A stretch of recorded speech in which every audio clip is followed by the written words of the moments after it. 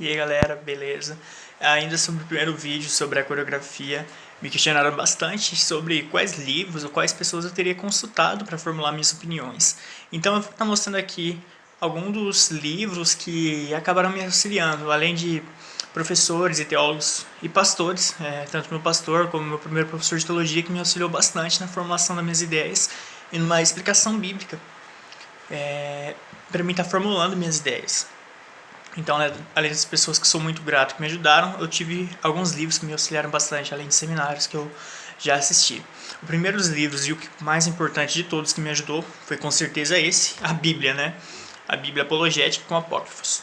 Uma Bíblia excelente para você que gosta de estudar, e tem bastante dúvidas sobre qual a visão correta, a visão católica, a visão espírita, a visão cristã, enfim. Ela vai trazer cada visão e a defesa cristã sobre as mesmas, a cada texto bíblico que eles tentam colocar suas heresias.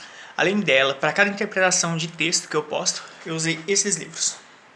A coleção de comentários bíblicos do Hernandes Dias Lopes. Eu peguei aqui Atos, como para estar mostrando para vocês.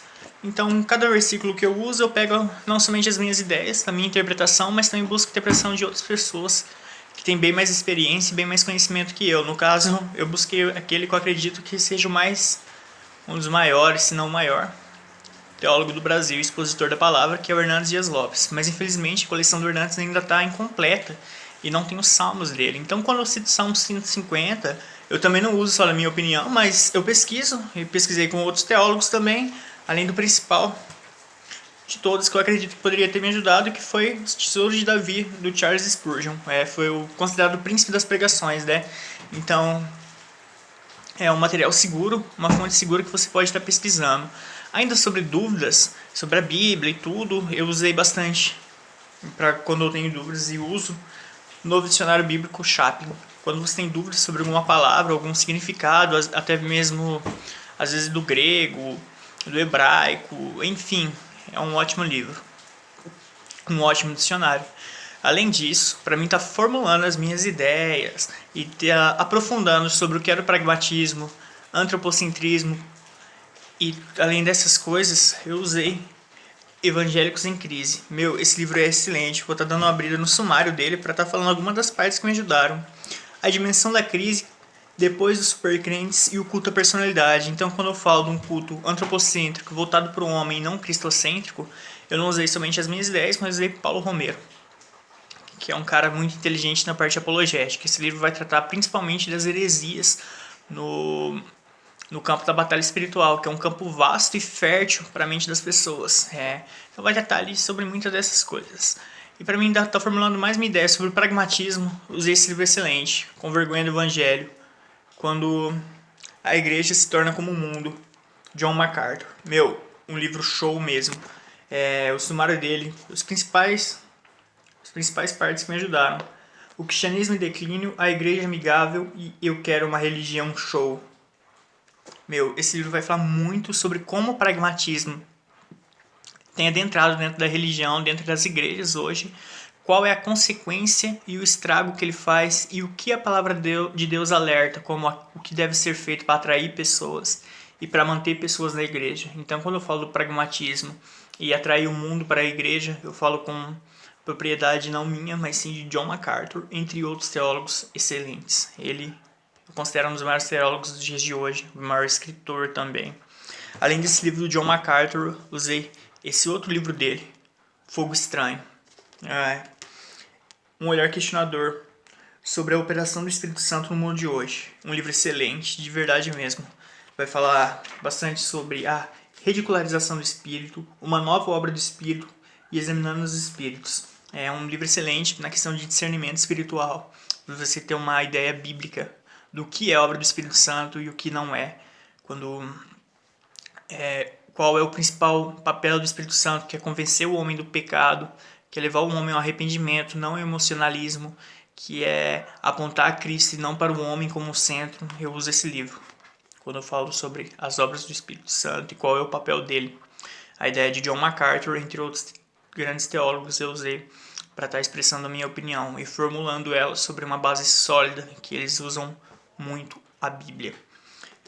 E quando eu abro o vídeo falando sobre a cosmovisão cristã, eu não tiro isso também da minha cabeça. Eu uso muito no seminário do Jonas Madureira, chamado Cosmovisão. Eu vou estar colocando o link também. Além do primeiro vídeo sobre a coreografia, para quem não viu, eu vou estar colocando o link na descrição. Também vou estar tentando colocar de alguns seminários, eu colocando o nome certinho com quem é o professor. Então, aquele seminário me ajudou muito e esse livro que eu estou lendo também está me auxiliando bastante de como enxergar o mundo com uma ótica cristã. Filosofia e cosmovisão. Sobre a filosofia cristã e a cosmovisão, que é a maneira a qual devemos enxergar o mundo sendo cristãos e como aplicar as verdades bíblicas no nosso dia a dia. Quando eu falo de dicotomização do homem ou de adorar a Deus não somente dentro das quatro paredes, estou falando sobre a cosmovisão cristã, que devemos ser santos, fazer todas as coisas para a glória de Deus, não somente dentro do templo.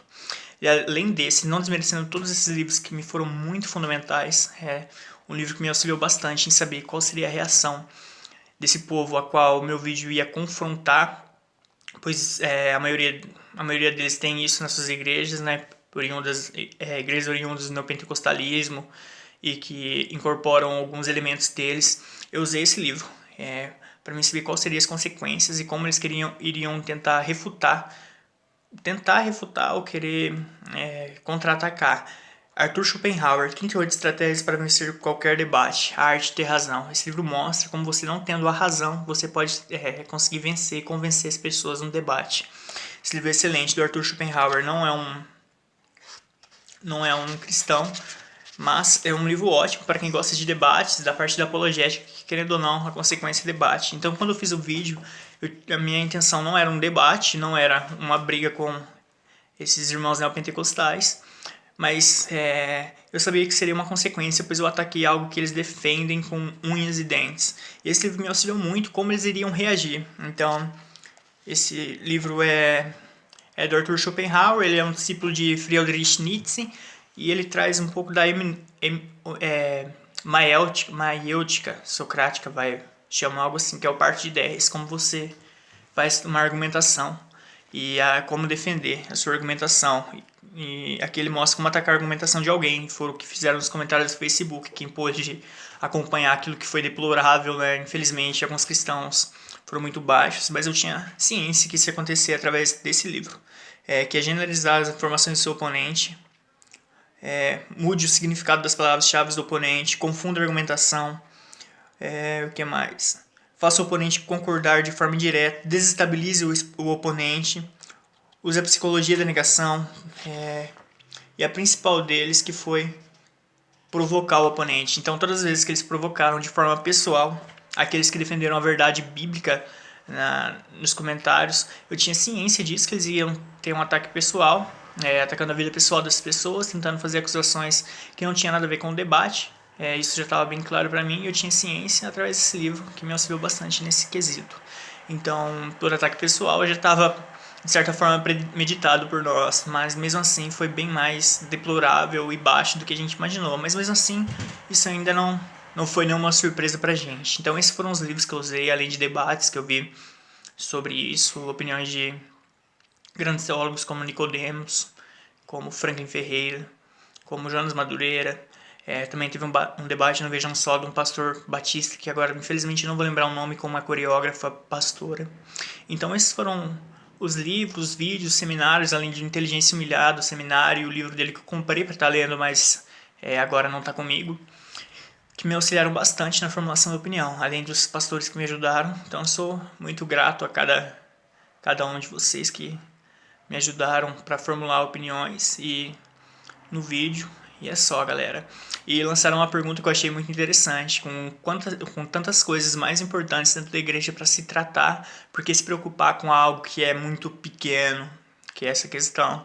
Eu queria responder com outra pergunta, com quantas coisas grandes para se preocupar e esse algo muito pequeno que vocês, sabendo que é pequeno e simples, vocês não conseguem lidar, como vocês vão querer lidar com coisas e heresias grandes?